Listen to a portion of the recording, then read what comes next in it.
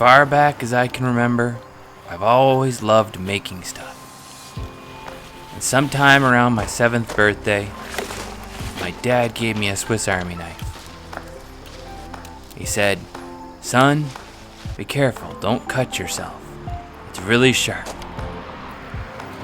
Of course, the first thing I did was open up that little box, take out that beautiful red knife, and open up that first sharpest large blade, and proceed to cut myself. I've carried a Swiss Army knife from that day on. I've only ever owned 3. I'm not sure what happened to that first knife. The second one I lost to airport security, and the third one is always in my pocket.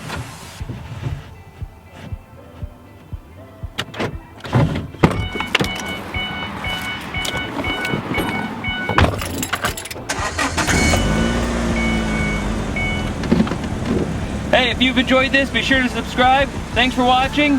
MacFowler out. Whoops. I just locked the keys in there for real.